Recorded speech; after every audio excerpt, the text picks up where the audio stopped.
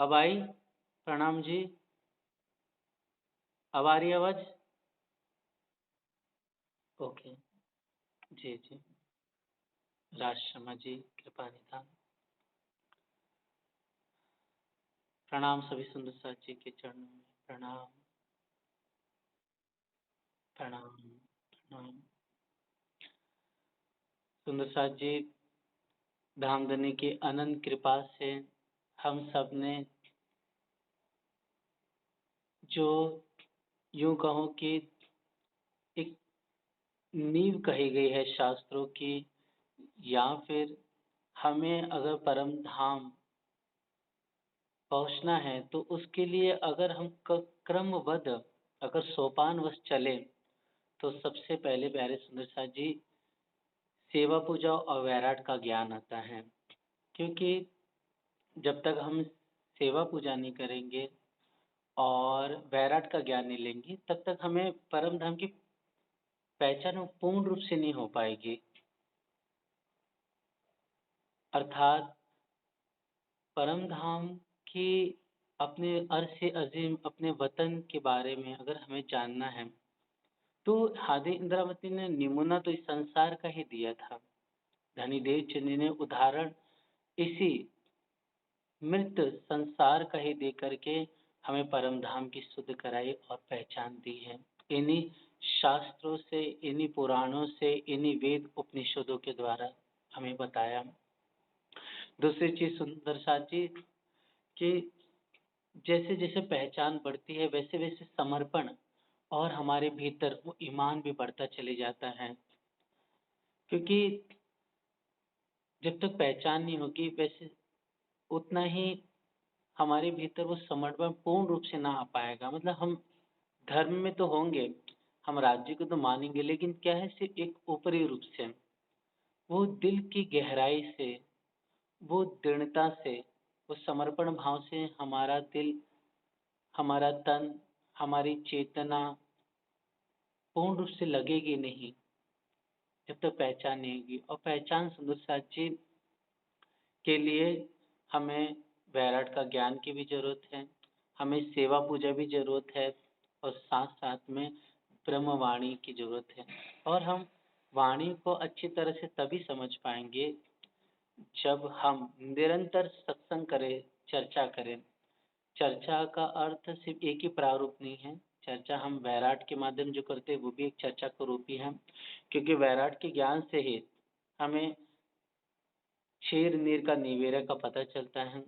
क्या यह अक्षर ब्रह्मांड है? क्या 14 लोक है? क्या अष्टावरण है? क्या ज्योति स्वरूप है? क्या नारायण है? इन सब के जो सृजनहार है, वह अक्षर ब्रह्म है और अक्षर दोनों से परे उत्तम पुरुष हैं। ये वैराट के ज्ञान से हमें बोध होता है। और साथ-साथ में सुंदर साथ जी, कहीं न कहीं हम सब भी अपने आप को अगर ध्यान से देखें, चिंतन करें, तो हम सब भी बहुत सुंदर साथ तुरंत जन्मजात सुंदर साथ नहीं थे। मतलब जन्मजात ही हम इस निजानंद संप्रदाय अपने राज्य श्यामा जी को परम धाम को नहीं जानते थे। लेकिन हमें भी जो किसी सुंदर साथ के माध्यम से या साहित्य के माध्यम से सुनने मिला, तो क्षर के बारे में, अक्षर के बारे में और फिर परम धाम के बारे में पता चला। इसके लिए आप हादी श्री साहिब जी जहाँ कहीं भी गए, तो जो जिस संप्रदाय का, चाहे वो निराकार को मत को मानने वाला वेदांत दर्शनी हो, योग दर्शनी हो, चाहे वो सगुण प्रकृति को मानने वाला हो, जिसमें वाम मार्गी हो गए, दक्षिण वाम मार्गी हो गए, या देवताओं को, असुरों को मानने वाले हो गए, तो अनेक प्रकार के जनजाति चार वर्णों में, आश्रमों में, संन्यास मार्ग में विचरण करने वाले सुंदर साथ थे, जो अभी तक धनी को नहीं जानते थे। लेकिन श्री जी ने उनके ही बोल से, उनके ही इलम से उनको समझा करके ये उनकी ही किताब से बताया कि जो आप आराधना कर रहे हो, वास्तव में उसकी पहुँच इस क्षर ब्रह्मांड तक ही सीमित है। ये क्षर ब्रह्मांड मिटेगा तब इस जीव का वास कहाँ होगा, तब कहाँ निवास करोगे आप?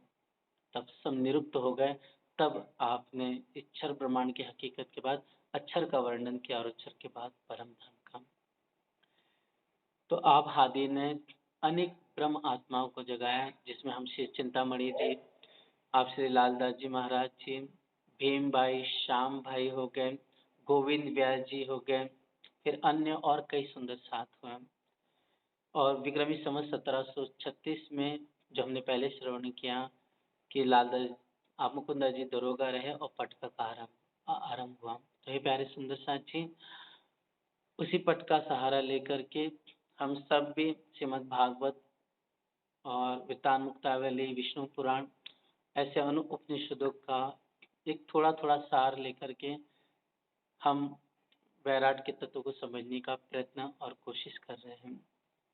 तो धन्य की कृपा से विगत 3 दिनों में हमने महद सृष्टि, मानसिक सृष्टि और साथ-साथ में मिथुन सृष्टि के बारे में हमने जाना और समझा। फिर जो इस मृत्यु लोक के नीचे 7 लोक आए हैं, उसके बारे में संक्षिप्त रूप में जाना, जिसमें अतल, वितल, सुतल, तलातल, महातल, रसातल, पाताल लोक हैं और जिसमें वासुकी नाग है, तक्षक है, राजा बलि, ये सब इन स्थानों में मायासुर दानव निवास करते हैं। ब्रह्मा जी की उत्पत्ति, रुद्र जी की उत्पत्ति, फिर सबसे पहले जो नर नारी हुए, शंभु, मनु और शत्रुपा, इनके द्वारा सृष्टि का विस्तार, ये हमने कल के प्रसंग में और परसों के प्रसंग में भली भांति देखा। और कल के प्रसंग में हे प्यारे सुंदर साथ जी, जिस स्थान पे हम सब निवास कर रहे हैं, जिसे मृत्यु लोक कहा जाता है या भूलोक कहते हैं, तो इस भूलोक में कुल 50 करोड़ योजन का विस्तार वाला कहा गया है। और इसमें भी प्यारे सुंदर साथ जी, सिर्फ 3.5 करोड़ योजन में ही सूरज का प्रकाश पड़ता है, अर्थात दिन और रात होते हैं। बाकी 46.5 लाख योजन में सूर्य का प्रकाश नहीं पड़ता है, वह स्वयं ही प्रकाशित अपने आप में परिपूर्ण वह भूमि स्थल है। इसलिए वाणी में चौपाई थे कि तबक 14 इंड में जिमी योजन कोट 50 है ना, ता 20 3.5 कोट में होत अंधेरी उजासम, अर्थात 3.5 करोड़ योजन में ही दिन रात का प्रकाश फैलता है, अर्थात सूर्य का प्रकाश आता है। बाकी 46.5 योजन में सूर्य का प्रकाश पड़ता ही नहीं है। इतनी विस्तारमय ये हमारा मृत्यु लोक है, भूलोक है। तो कल हमने पहले देखा कि सबसे आरंभ में जिस शंभु मनु के पुत्र राजा प्रियव्रत हुए, तो वह प्रियव्रत ब्रह्मा जी के आदेश से विवाह करते हैं। फिर उनके बाद सुंदरसाथ जी, चूंकि सुमेरु पर्वत ठीक मृत्युलोक के मध्य अर्थात जम्बू द्वीप है, जम्बू द्वीप में ठीक मध्य इलाव्रत खंड है, इलाव्रत खंड में ही यह सुमेरु पर्वत कहा गया है, जो 1 लाख योजन का कहा गया है, 16,000 जमीन के अंदर और 84,000 योजन जमीन के ऊपर कहा गया है। लेकिन इतना विस्तारवाद वाला है ये कि ऐसा कहते हैं कि राजा प्रियव्रत के समय में कि ये सूरज का प्रकाश आधा आता था, आधे में दिन में अंधेरा होता है। जैसे आज के समय 12 घंटा दिन और 12 घंटे क्या होती है, रात होती है। 4 पहर दिन के होते हैं, 4 पहर रात के होते हैं। तो उस समय भी यही स्थिति थी, रात होती थी और दिन होता था। लेकिन राजा प्रियव्रत को लगा कि रात होती क्यों है, तो इसके लिए उन्होंने, चूंकि बहुत तपोनिष्ठ योगनिष्ठ थे आप, इसके लिए एक विशाल रथ का अपने तपोबल से निर्माण किया, प्रकट हुआ और उन्हें 7 बार सुमेरु की परिक्रमा लगाए, जिसकी वजह से उन पहियों की लीकों से जो स्थान बना पहियों से वो समुद्र बन गया और जो स्थान खाली बचा वो द्वीप बन गए, जो कि कल के प्रसंग में हमने श्रवण किया। और इन्हीं के राजा प्रीत के ही जो पुत्र हुए 7, कुल 10 से 3 तो ब्रह्मचारी हुए नैष्टिक, उसके बाद जो 7 पुत्र थे उनको ही ये 7 लोक, जिसमें प्लक्ष द्वीप है, पुष्कर द्वीप कहा गया है, शाल्मलिकी द्वीप कहा गया है, ये 7 द्वीप उन्हें दे दिए गए और सुंदर साथ जी जम्बू द्वीप भी दिया गया, जो अग्निद्र ने इसे संभाला। और ये आग्नेय के द्वारा प्यारे सुंदर साथ जी इन्हीं के 9 पुत्र हुए। तो जम्बूद्वीप पहले एक था, जो ऐसा कहा जाता है 1 लाख योजन विस्तार वाला है। वही जो जम्बूद्वीप है बाद में इन्हीं के ही 9 पुत्र हुए, तो इसके लिए वो 9 खंडों में विभाजित हो गया।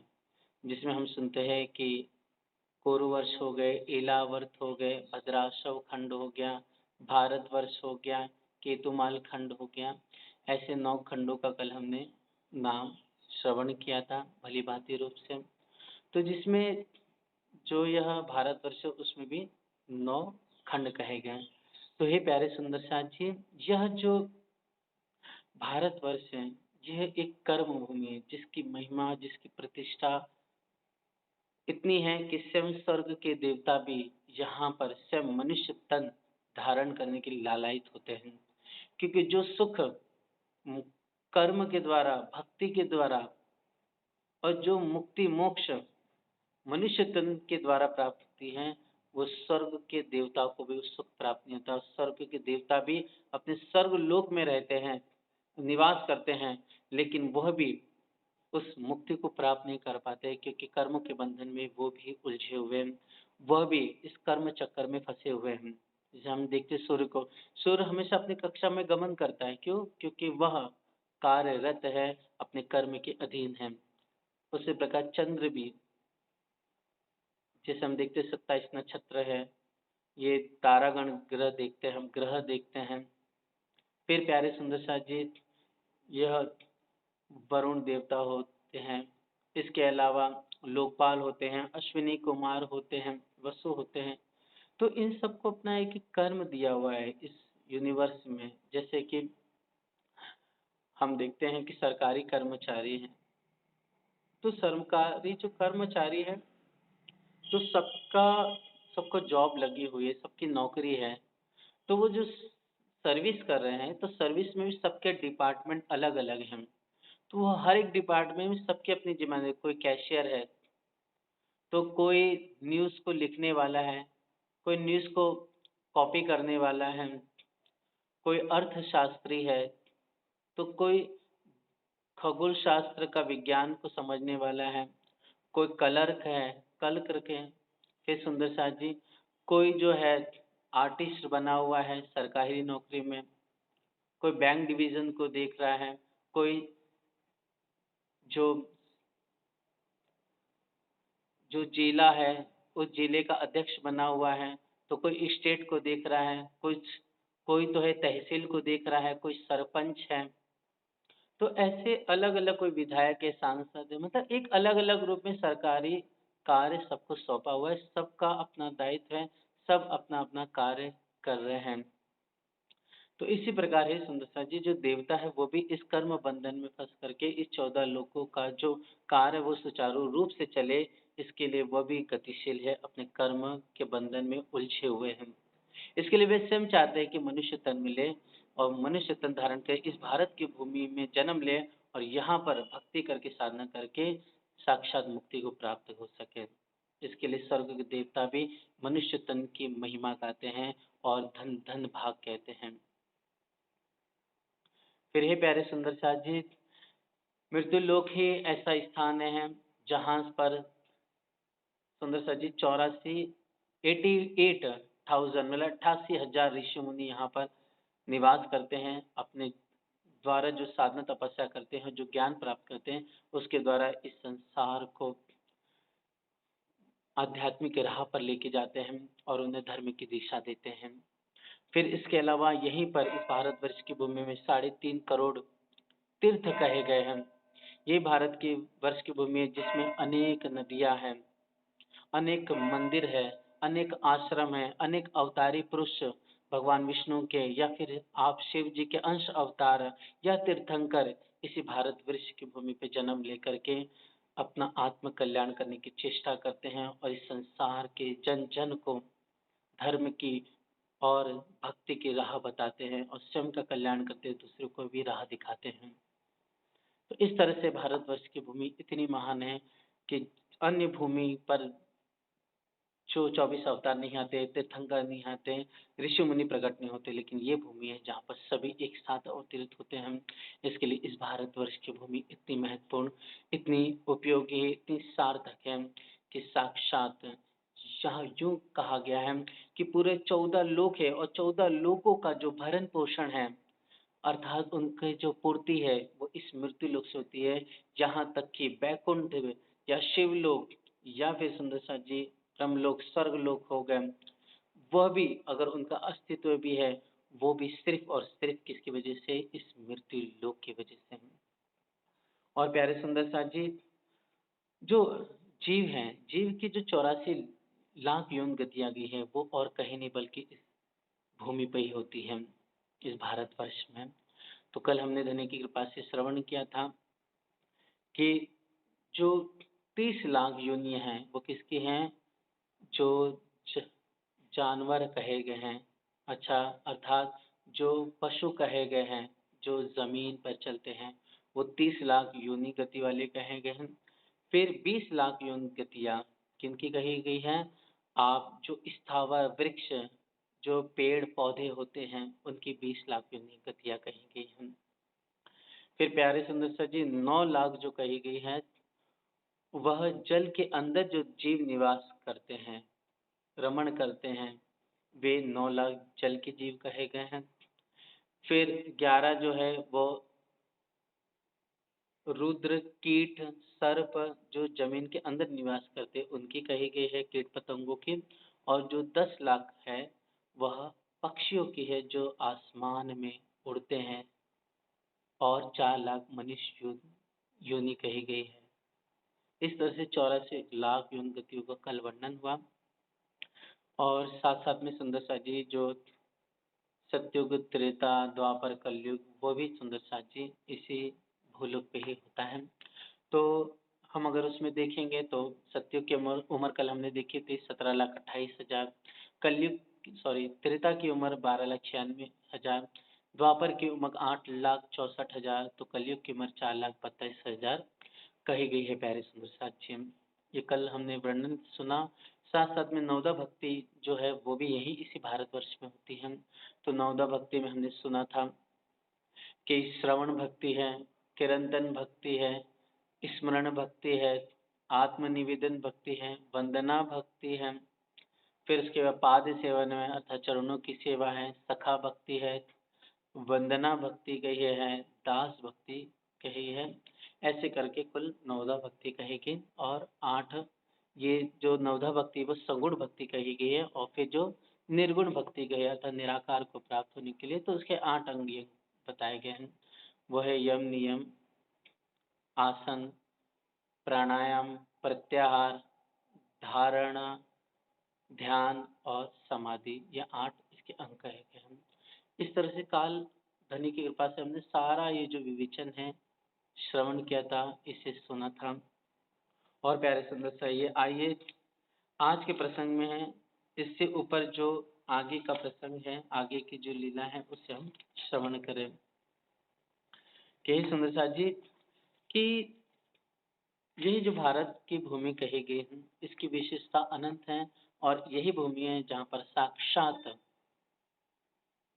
पूर्ण ब्रह्म परमात्मा स्वरूप साक्षात विद्यामय बुद्ध निष्कलंक अवतार महामती श्री प्राणनाथ जी इस धरा पर पवित्र पावन भूमि पर प्रकट हुए और साक्षात जो आज तक इस ब्रह्मांड में जो कभी भी इस उस अखंड शाश्वत प्रेम के घर जिसे सच्चिदानंद भूमि दिव्य ब्रह्मपुर धाम कहा गया, उस दिव्य परम धाम से वो ब्रह्म आत्माएं, वो ब्रह्म की आनंद स्वरूपा स्वामिनी जी और सखियां अंगनाएं जो कभी प्रकट न हुई थी, वो सर्वप्रथम इसी भारत की वर्ष की भूमि पर इसी मथुरा में ब्रजमंडल में प्रकट हुई। और उसके बाद हे प्यारे सुंदर सांची वे ही वापस से आई, अर्थात हम सब ब्रह्म शिष्टियां ब्रजरास में खेल करके वापस से और अन्य भूमि पे नहीं गई, बल्कि इसी भूमि पर अर्थात इसी भारत वर्ष में हम प्रकट हुए। तो ये पावन पवित्र भूमि है जिसकी महिमा शास्त्र पुराणों में बार बार कही गई। साक्षात मोहम्मद साहब हुए जो अरब देश में उत्पन्न हुए, जो यहाँ से हजारों किलोमीटर दूर है, हजारों मतलब हम ये कह सकते हैं उसको हम एग्जाम्पल में कह सकते हैं कि लगभग लगभग वो किलोमीटर में गिनेंगे तो 25-30 हजार किलोमीटर दूर हो जाएगा। तब एक अंदाज़ा लगाया जा रहा है, लेकिन कितना किलोमीटर से मापा तो नहीं गया, लेकिन बहुत हज़ारों किलोमीटर दूर है वो स्थान, अरब देश। क्योंकि यहाँ से पाकिस्तान है, पाकिस्तान से फिर इराक, ईरान आता है। हम देखेंगे तो कि फिर जाकर के यमन देश भी आते हैं और फिर जाकर के कहीं सऊदी अरबिया आता है। तो उस भूमि पर सोचिए मोहम्मद साहब आए, लेकिन उन मोहम्मद साहब ने भी सेम आज से लगभग 15.5 साढ़े 14 वर्ष पूर्व कहा कि मुझे हिंद से ठंडी हवाएं आ रही हैं। ये भारत की महिमा है। दूसरी चीज प्यारे सुंदर साथ जी, सैम हुसैन जब करबला की भूमि पर जब उनके परिवार को कत्ले आम किया जा रहा था, जब उन्हें अधर्म का साथ देने के लिए कहा जा रहा था, तब उनसे पूछा गया क्या ख्वाहिश है आपकी, क्या चाहते हो आप? तो उन्होंने यही कहा था कि हमें हिंद की भूमि की ओर भेज दिया जाए, हम हिंद की भूमि पे जाना चाहते हैं। तो ये हिंदुस्तान की महिमा है। यहाँ तक कि बाइबल में भी है सुंदर साथ जी, जीसस ने इस हिंदुस्तान की भूमि का नाम लिया हुआ है। और मोहम्मद साहब ने इशारों में ये भी कहा कि बरकत है वो शाम की भूमि पर, जहाँ फरिश्तों ने अपने दोनों परों को अर्थात शफ़क़त और बरकत के परों को इस भूमि पर फैला के रखे हुए हैं।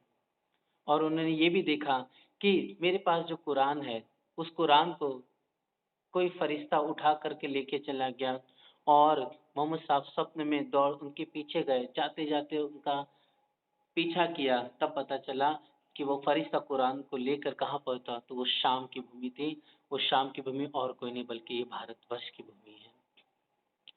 और फिर सुंदर साथ जी सुनिए कि साक्षात चाहे हम बाइबल पढ़े, चाहे हम और अन्य किताब ज़बूर है, तौरात है या कुरान हदीसें पढ़ें, उसमें भी लिखा हुआ है कि हज़रत आदम अलैहिस्सलाम जब जन्नत से पहली बार निकले और सबसे पहले इस जब संसार में आए, तो संसार में सबसे पहला कदम उन्हें सरजमी-ए-हिंद पे रखा, अर्थात हिंद की वो पवित्र पावन सरजमी पे अपना कदम रखा था। इस तरह से इसकी महिमा, इसकी सिफ़त, इसके गुण जितनी गाए उतना कम ही है प्यारे सुंदर साथियों। इसीलिए तपोभूमि है, ये ज्ञान की भूमि है, भक्ति की भूमि है और धर्म की भूमि कही गई है। और फिर सुंदर साथ जी, इतनी जितनी भी महिमा जाए वो कमी है हर एक प्रकार से। तो इस भूमि का कुल 50 करोड़ योजन का विस्तार हमने कल समझा, जाना, समझा और यही मृत्युलोक का जो वर्णन है प्यारे सुंदर साथ जी, आइए एक बार हम इसे नक्शे में ध्यान से देख लेते हैं एक और बार।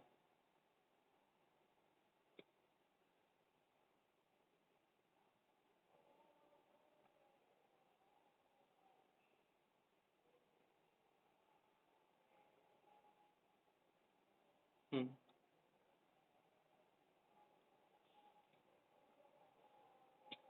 जी सुंदर साथ जी। देखेंगे ध्यान से तो ये हम जो देख रहे हैं, हुँ, तो ये पूरा मृत्युलोक का हिस्सा आता है ना, 50 करोड़ योजन का विस्तार वाला कहा गया है, जैसे मैप के अंदर आया हुआ है। तो हम इसे देख रहे हैं जम्बूद्वीप के एक मध्य में और जम्बूद्वीप में भी भारतवर्ष कहा गया है, क्योंकि ये 9 खंडों में विभाजित है और इसी भारतवर्ष में भी और 9 खंड है जिसमें हिंदुस्तान भी आता है, जिसमें हम सब निवास कर रहे हैं।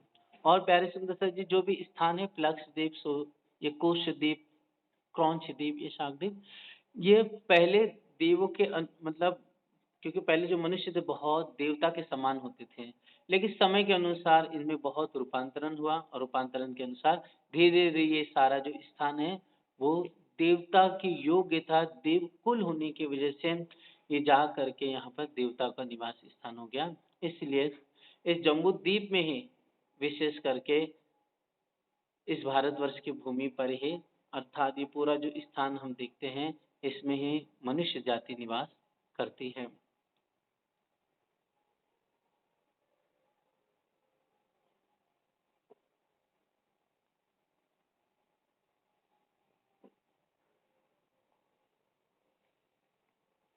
और फिर सुंदर साथ जी, इसमें अगर हम साइंस के हिसाब से भी देखेंगे तो ये जो मृत्यु लोक है, इस मृत्यु लोक के ठीक ऊपर जो नॉर्थ में जो कहे गए ये भूलोक, स्वर्गलोक, महरलोक, जनलोक, तपलोक है ना? और फिर आता है सतलोक कहा जाता है और ब्रह्मलोक भी कहा जाता है।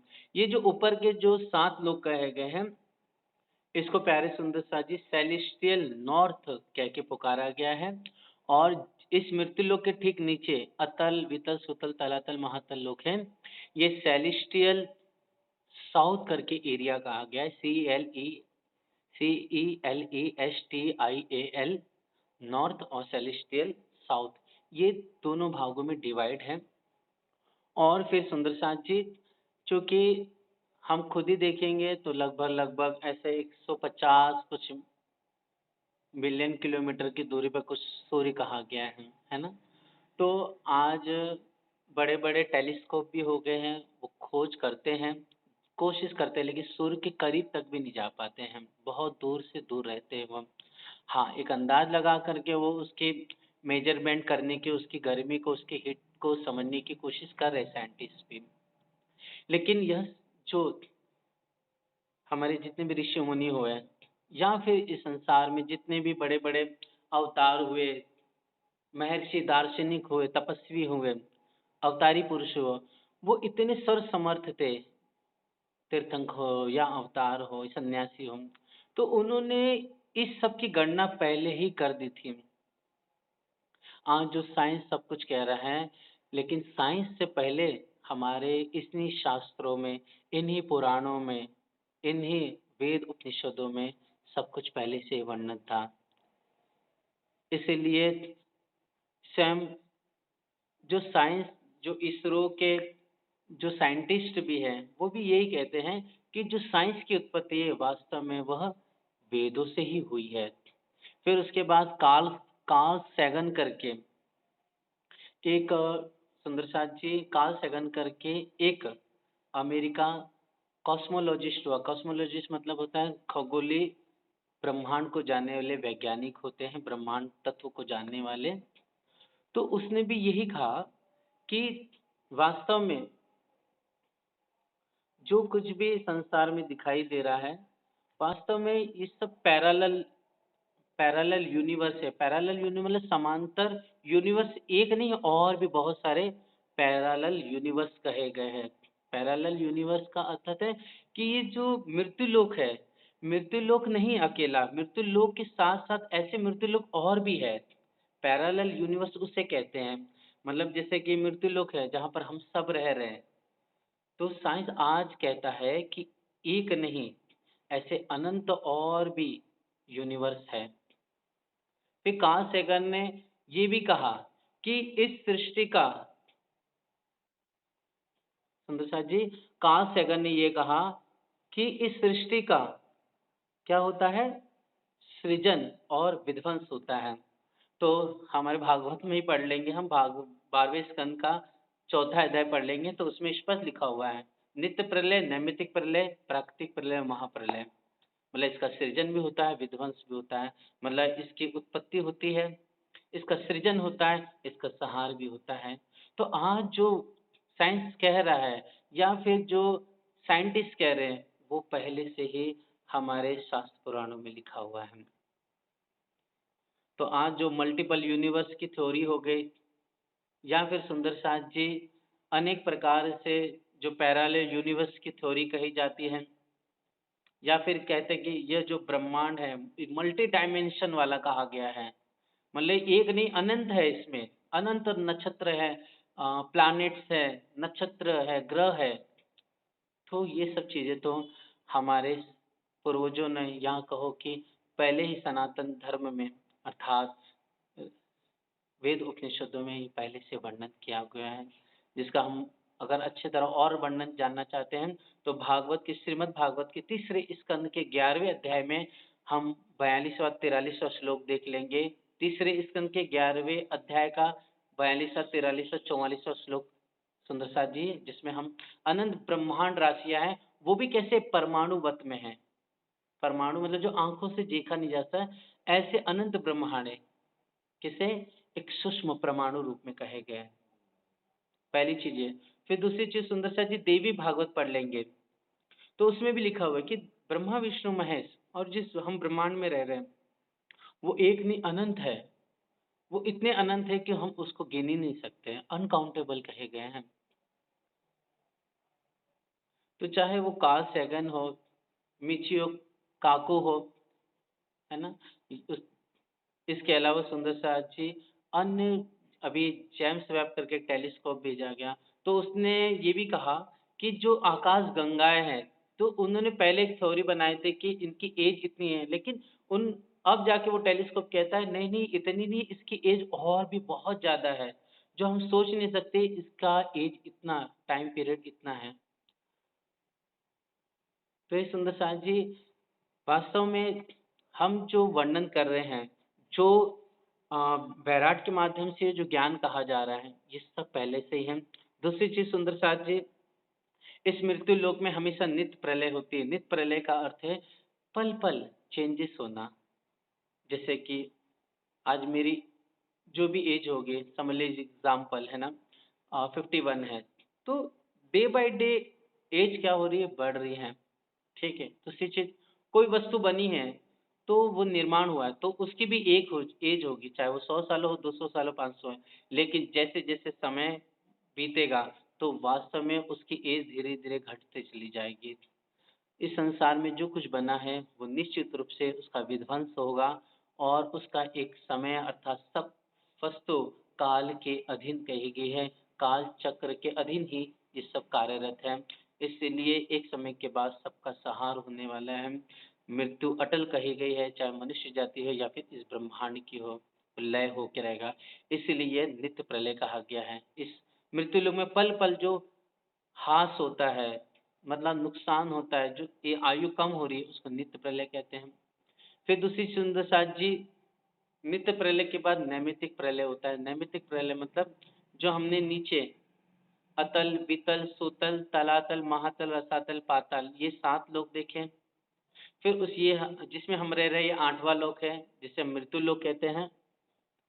और फिर सुंदर साथ जी, इस मृत्यु लोक के ठीक ऊपर भूलोक है, ओके?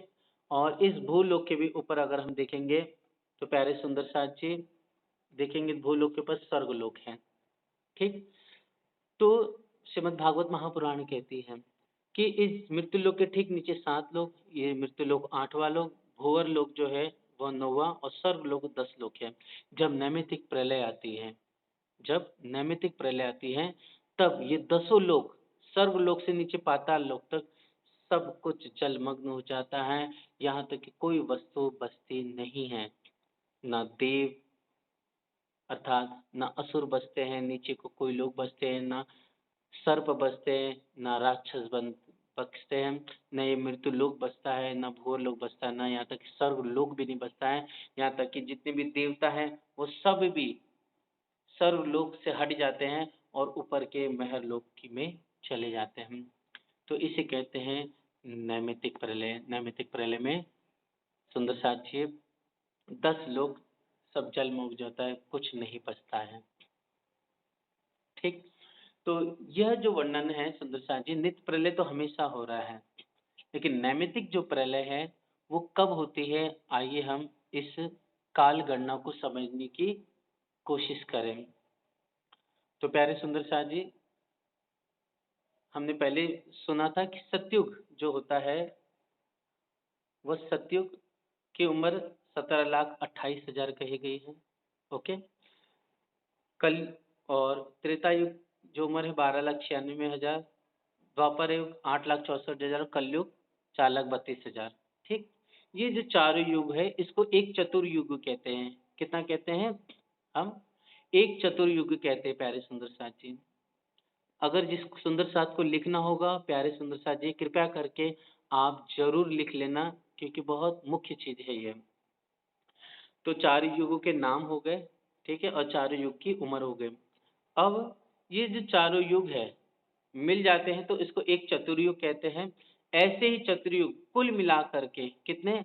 जब 1000 बार व्यतीत होते हैं। कितने? 1000 टाइम्स। ओके? मतलब सतयुग भी 1000 बार, द्वापर भी 1000, त्रेता भी 1000 और कलयुग भी 1000 बार जब व्यतीत हो जाता है, तब 1000 चतुर्युग को क्या बोलते हैं? एक कल्प कहते हैं। क्या बोलते हैं? एक कल्प, अर्थात एक कल्प बोलो या फिर हम 1000 चतुर्युगी बोले, ये दोनों एक ही हैं, ठीक? और ब्रह्मा जी का एक दिन, ब्रह्मा जी का एक दिन मतलब ब्रह्मा जी का सिर्फ एक दिन मतलब 12 घंटा मतलब 4 पहर। ब्रह्मा जी का एक दिन क्या होता है अर्थात 12 आवर, 12 घंटे अर्थात 4 पहर। 4 पहर बोल दो ब्रह्मा जी का, या ब्रह्मा जी का एक दिन बोलो, वही 1000 चतुर्युगी है। और इसको ही सुंदर शाह जी एक कल्प कहते हैं। ठीक है, लिख रहे, समझ में आ रहा है सुंदर शाह जी?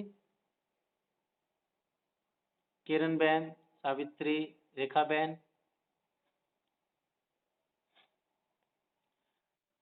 जी, तो एक कल्प लिखो। एक कल्प बराबर ब्रह्मा जी का एक दिन, ब्रह्मा जी का एक दिन मतलब 12 आवर मतलब 4 पहर। ओके, और वही 1000 चतुर्युगी होता है। ठीक, इसी में और आगे इक्वल कर लो। ब्रह्मा जी के एक दिन में मतलब 1000 जो चतुर्युग होता है, 1000 चतुर्युग में कुल मिलाकर के 14 मनवंतर होते हैं। कितने? 14 मनवंतर होते हैं। 14 अर्थात 14 मनवंतर होते हैं। ये थोड़ा सा हार्ड लगेगा, लेकिन आप जब जान जाओगे ना, 2-3 बार इसे पढ़ लोगे, समझ जाओगे, इतना अच्छा लगेगा कि आप बोलोगे कि कितनी प्यारी चीज़ है और कितने महत्वपूर्ण है। अगर ये जान जाएँगे तो किसी भी जगह पर हम जा कर के बैठ कर के बात कर सकते हैं। ठीक है? हाँ, प्रणाम जी।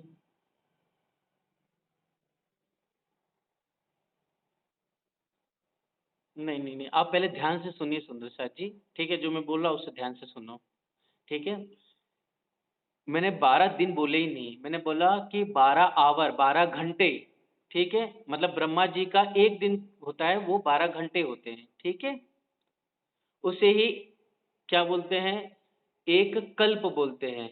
उसे ही एक कल्प, देखो एक कल्प बोल लो, एक जगह आप लिखिए एक कल्प इक्वल टू 1000 चतुर्युगी लिख दीजिए। एक कल्प बराबर 1000 चतुर्युगी लिख दीजिए।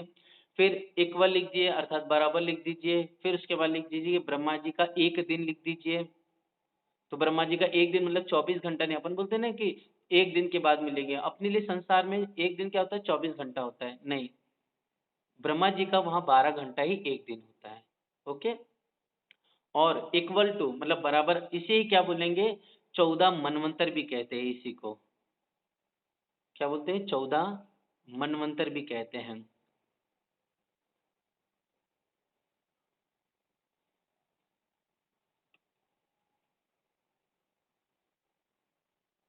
ठीक है, और प्यारे सुंदर शाह जी, इसी 14 मनवंतर में 1000 चतुर्युगी में 14 बार इंद्र अपने आसन को छोड़ के चले भी जाता है। मतलब इंद्र भी 14 बार एक कल्प में आकर के 14 बार, हर बार एक नया नया इंद्र आता है। और इंद्र तो वास्तव में पद का नाम है, वास्तव में जैसे प्रधानमंत्री पद का नाम है, वैसे ही इंद्र भी पद का नाम है। तो 1000 चतुर्युगी में 14 बार इंद्र भी बदल जाते हैं, और 1000 चतुर्युगी में 14 मनु भी आकर के चले जाते हैं। इसी को ही 14 मनवंतर कहे जाते हैं। ठीक है, एक मनवंतर बराबर लगभग 72 चतुर्युगी होता है। एक मनवंतर बराबर 72 चतुर्युगी होता है। लिख रहे हैं सुंदर साथ जी?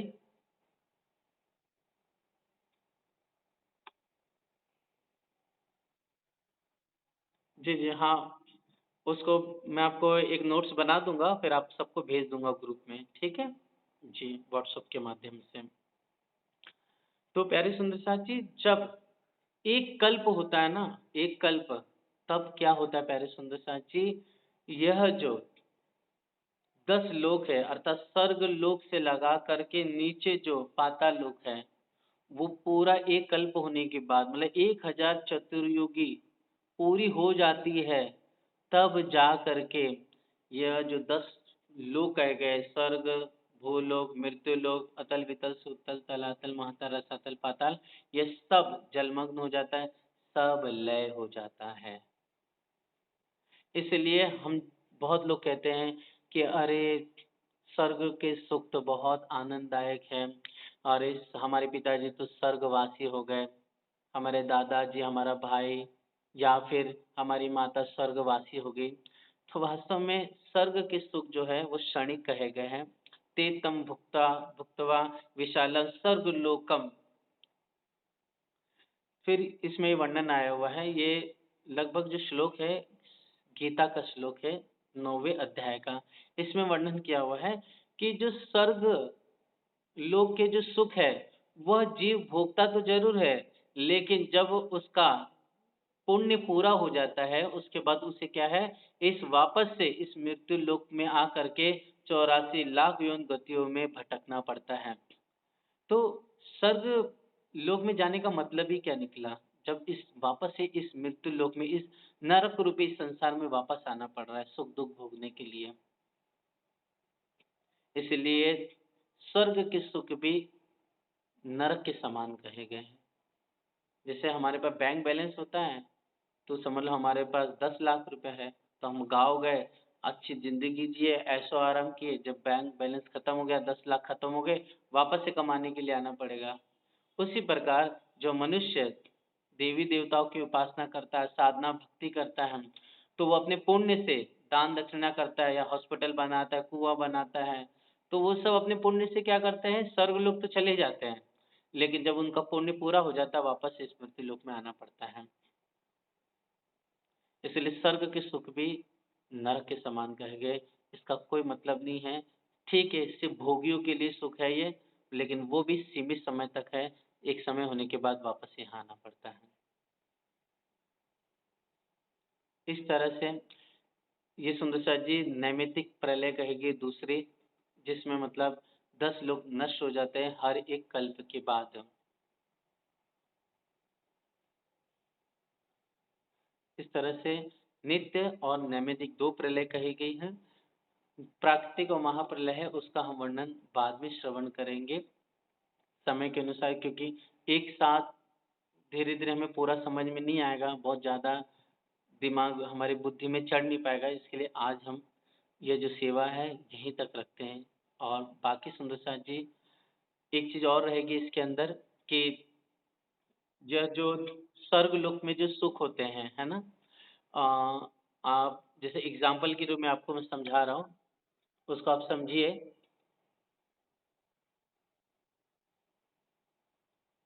हुँ, उसको ये समझिए कि अगर स्वर्ग में किसी पुण्य जीव को उसने समझ लीजिए उसने स्वर्गलोक में उसने अपने पुण्य से अपने दान दक्षिणा जो भी देवी देवताओं की भक्ति से समझ लीजिए उसको वहाँ पर कितने साल रुकना है, समझ लीजिए उसको 1050 वर्ष रुकना है। कितना है? 1050 वर्ष रुकना है। ठीक? तो ऐसा कहा जाता है कि 1000 वर्ष तक तो वो स्वर्गलोक में ही रहेगा। कितना? 1000 वर्ष। उसके बाद उसके बाद जो 50 वर्ष बचे हैं ना, वो 50 वर्ष के लिए वो कहाँ सुख भोगेगा? ये जो मृत्यु लोक में जो अपन ने देखा था, तो जम्बूद्वीप के बाजू में जो देखा था आपने सालमती द्वीप, क्रौंच द्वीप, है ना? पुष्कर द्वीप देखा था हमने। और यहाँ पर जितने भी स्थान कहे गए मतलब जो 7 द्वीप देखे थे, 7 समुद्र देखे थे, सुंदर सा जी, वो जो जीव है, जो बाकी जो 50 वर्ष में एग्ज़ाम्पल के रूप में बता रहा हूँ आपको, कि जो थोड़ा-सा जो पुण्य बचा हुआ उसका, उसका वो सुख इन मृत्युलोक के अंदर ही जो द्वीप बने हुए हैं, जहाँ पर देवता लोग निवास करते हैं आज के समय में, वहाँ पर वे सभी जा कर के वो 50 वर्ष का सुख भोगेंगे। जब 50 वर्ष पूरे होने आएँगे, तब कहते हैं वही जीव वापस से अपने कर्म के अनुसार इस मृत्युलोक में अर्थात इस भारतवर्ष में आता है और 84 लाख योनि गतियों को वापस से उसको सहना पड़ता है या मनुष्य तन उसको वापस से धारण करना पड़ता है। तो इस तरह से बहुत बड़ा विस्तार है। अद्भुत इस वैराट का ज्ञान है प्यारे सुंदर साथ जी। पहले सबसे स्टार्टिंग में आरंभ किया था कि 50 करोड़ योजन की मृत्युलोक है। उसमें भी कि सुंदर साथ जी सिर्फ़ 3.5 करोड़ योजन में ही सूरज का प्रकाश होता है। बाकी 46.5 करोड़ योजन में सूर्य का प्रकाश है ही नहीं वहाँ पर। महोत्सव स्वयं लगभग आप समझिए कि देवी-देवता अपना निवास स्थान करते हैं या बहुत पुण्य आत्मा जो जीव होता है वो निवास करते हैं और वहाँ पर अपने से स्वयं ही प्रकाशमय वो स्थान, वो भूमि कही गई हम। ठीक? सुंदर साथ जी, आज का प्रसंग यहीं तक रखते हैं और कुछ सुंदर साथ को अगर जो कुछ भी पूछना है, तो आप उस अपना सेशन में जैसे कि चर्चा पूरी होने के बाद आप पूछ सकते हैं। प्रणाम सुंदर साथ जी। बोलो श्री प्राणनाथ प्यारे की जय। धाम के धनी की जय।